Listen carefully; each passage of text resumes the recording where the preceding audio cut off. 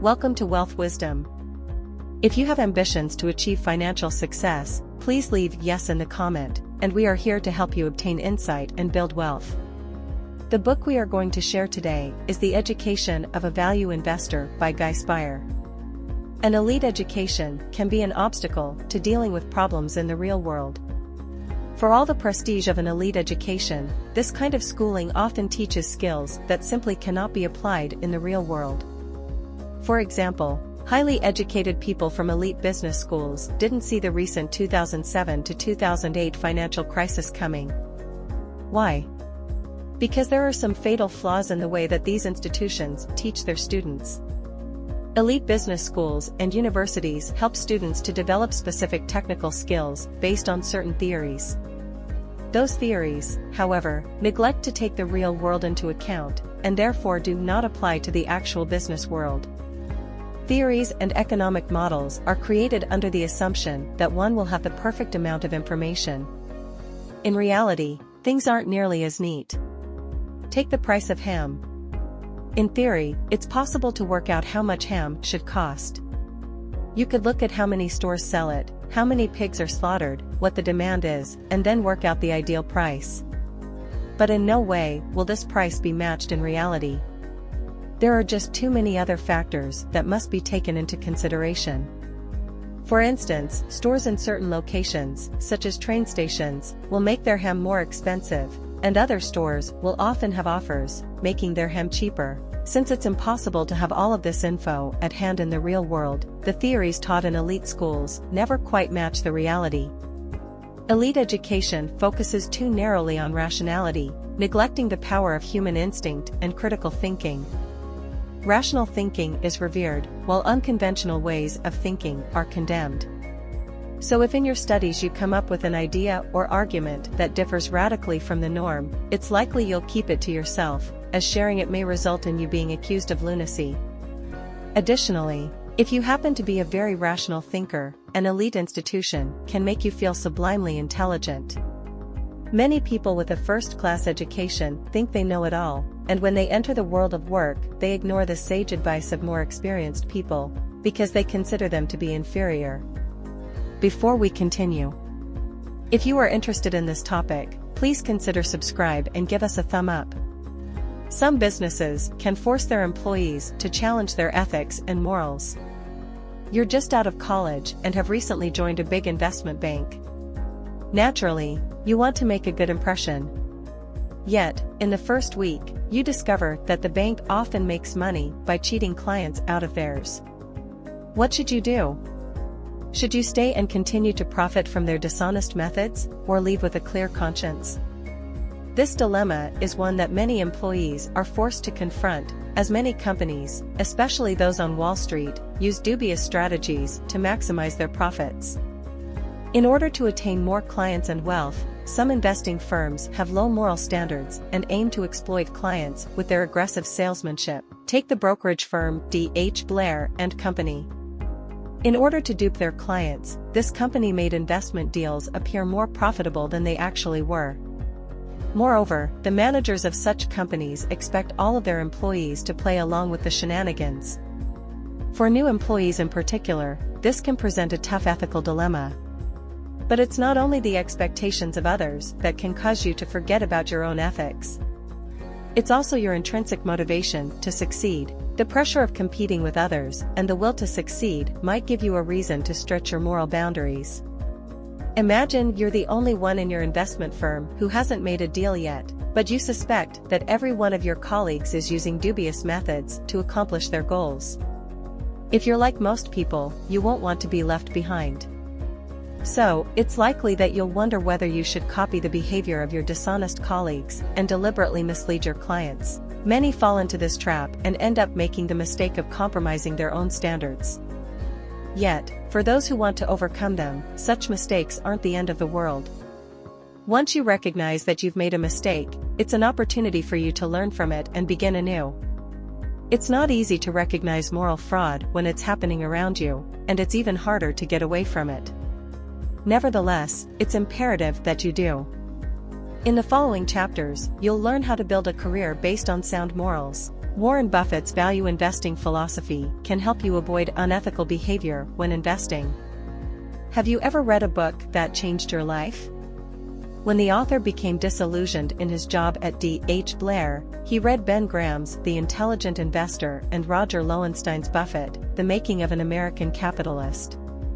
What he read in those pages forever changed the way he would approach his job. Warren Buffett's value investing philosophy was an especially strong influence, as this philosophy can help one to succeed in financial business without compromising one's ethics. How? Investors are often driven by the whims of the market. Thus, they focus their sights on short-term, risky investments in companies that are trending. The value investing philosophy, in contrast, focuses on the long-term development and potential of a firm. The philosophy views a company's share not as a piece of paper to be traded for a quick buck, but as a stake in a real, flesh-and-bones company. In other words, it takes a detailed look at the business itself, looking at not only its current value, but its future potential too. The ethics of such an approach are sound, because one is always looking at the long-term potential. There is no pressure to deceive buyers to make a quick sale. This also happens to be the far safer approach, as there is less risk involved. As the author's use of Buffett's philosophy demonstrates, finding a good role model is important in business. It can be very hard to change your approach if you don't know how to achieve that goal. You might end up feeling quite lost and helpless. That's when a role model can help lead the way. Simply imitating the behavior of your role model, known as matching and mirroring, and trying to understand the motivation behind it, can make you more successful. For example, from Buffett, the author learned the best way to achieve success, using ethics, personal experience, and hard work. Because he observed that this was the very opposite of what was happening at D.H. Blair, he was empowered to leave the company. If you don't want to be constrained by traditional practices, develop a positive attitude and go your own way. Why is it that when we start a new project, it doesn't take long before we're tempted to give up? The simple answer is that we often have the wrong attitude towards it. The only way to succeed when we're embarking on a new endeavor is to develop a positive attitude. The most effective way to achieve this is to develop a more practical way of thinking. Instead of just sitting back and waiting for your new project to magically grow from a seed into a mighty oak, you simply have to go for it and try out your idea. Moreover, you have to be aware of your emotions and personal shortcomings. For example, after experiencing initial success as a value investor, the author noticed that he was still driven by envy. So he changed his intrinsic motivation and stopped comparing himself to others who used short-term-oriented methods, or even dubious ones. Once you've developed the right mindset, you need to follow your own path, not those established by traditional business practices. Often, the conventional, and very common practices might not be ideal for your business. It's certainly not easy to find your own way of doing business, but one effective approach is to prioritize ethics over profit when deciding how to represent yourself. Investors usually have multiple portfolios, one for each type of client, so they can hide losses and make their businesses look better than they are. In contrast, the author decided to focus on a single portfolio. He wanted to emphasize his credibility, establish trust, and keep an overview of his investments. Although others thought this was a foolish idea, it actually worked, and helped the author to develop long-lasting relationships with customers and investors. Growing a social network can help to establish a strong foundation for a new business. Which of the following approaches would you think is more effective? Building a social network made up of only strictly professional business contacts, or one that includes friendship, care, and mutual favors? If you answered the latter, you're right. In fact, being authentic to each person you interact with and expressing your gratitude to those you work with will make others interested in your work. That means viewing and treating each contact as someone you can learn from, and expressing that relationship to him or her. By doing so, you will rapidly grow your social network. When the author started as a value investor, he wrote many thank you cards to people who'd helped him to develop professionally, to those who gave an inspiring speech, for example, or who did him a personal favor. After a while, people began to write back, inviting him to attend networking events and conferences. Eventually, the people you treat in this way will remember your name, become part of your social network, and be there for you when you need their help. Being authentic to your clients through honesty and helpfulness will make them interested in you and your business. In his book, Power versus Force: The Hidden Determinants of Human Behavior, David Hawkins explains that this kind of upfront honesty makes it easier for you to influence others, simply because, as a result, they'll trust in you and your decisions. The upshot of all this is that you'll develop personal goodwill.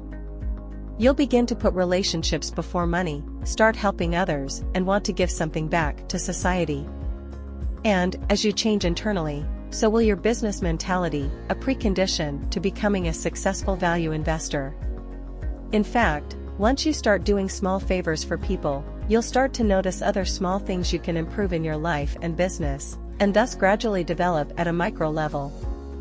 And these small acts can gather momentum, building to the point that you can do big favors for others, with little regard for your own personal reward. Warren Buffett, for example, pledged most of his shares to the Bill and Melinda Gates Foundation and is now working virtually for free, demonstrating that he cares very little about his personal wealth, and more about his social responsibility.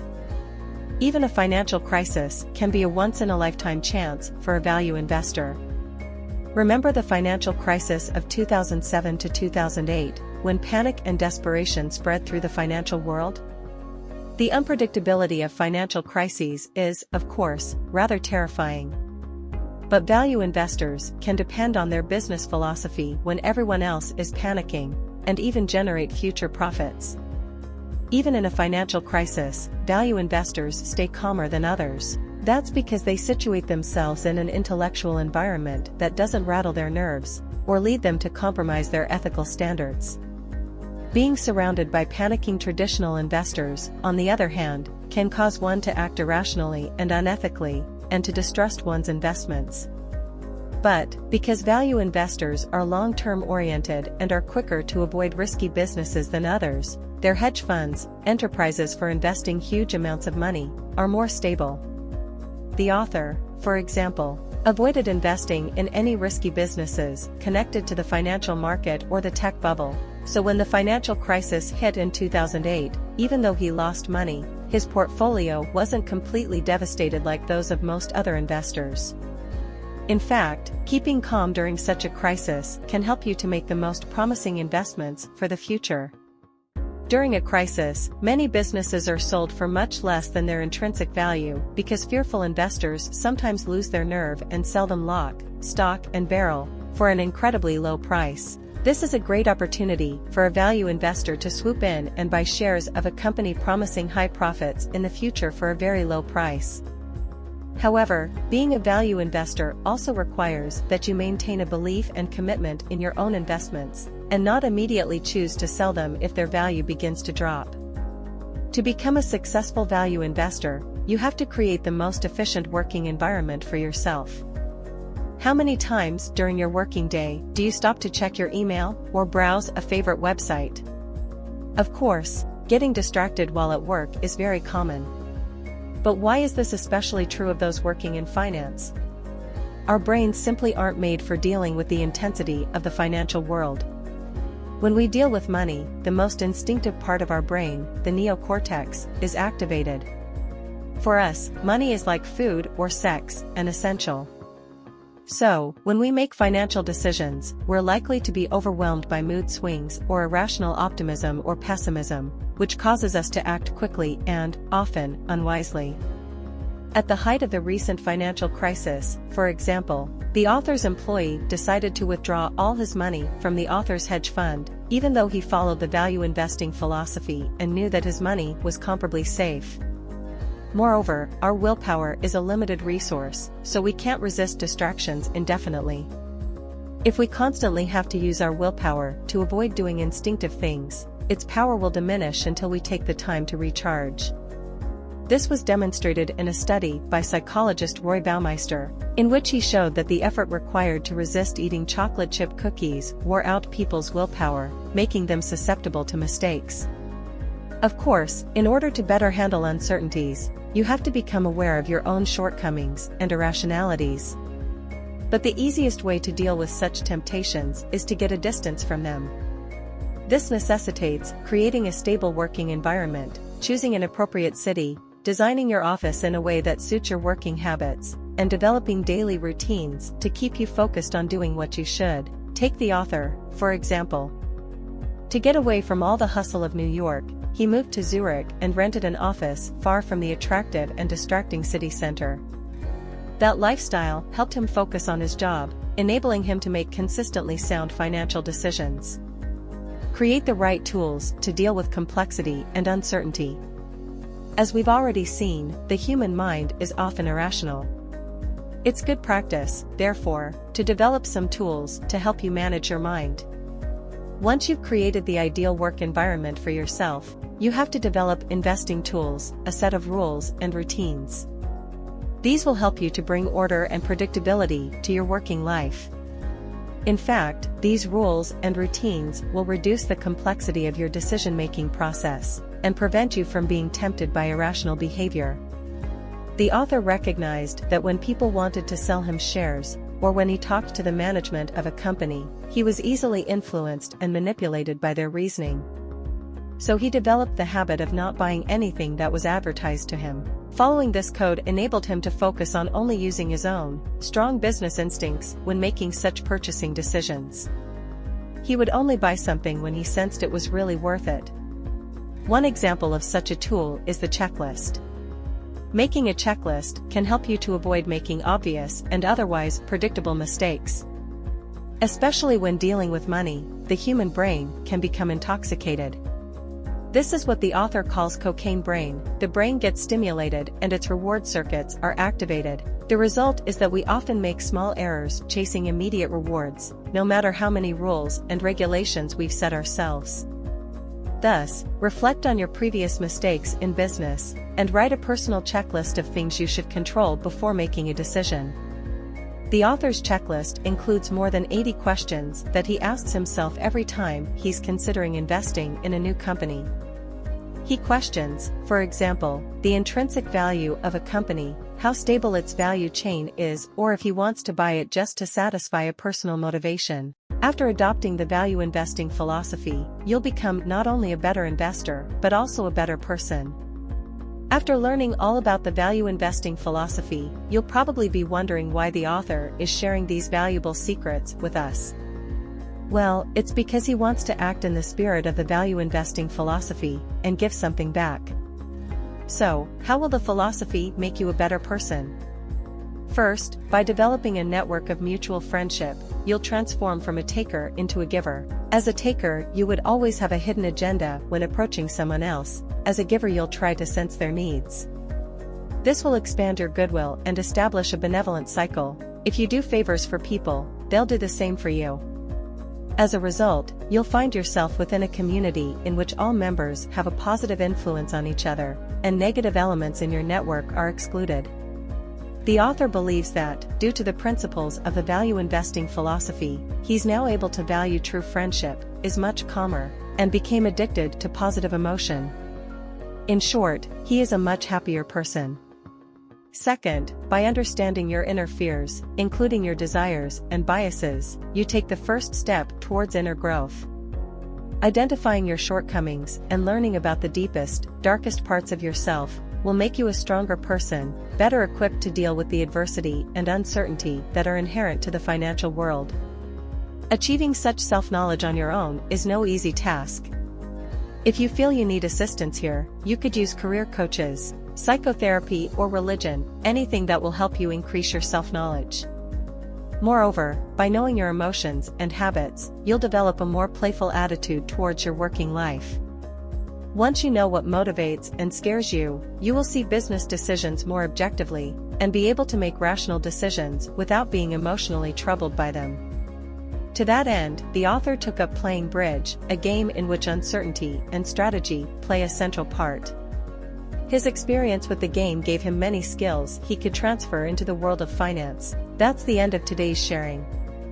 If you like our content, please give us a thumb up and share it with your friends. See you next time.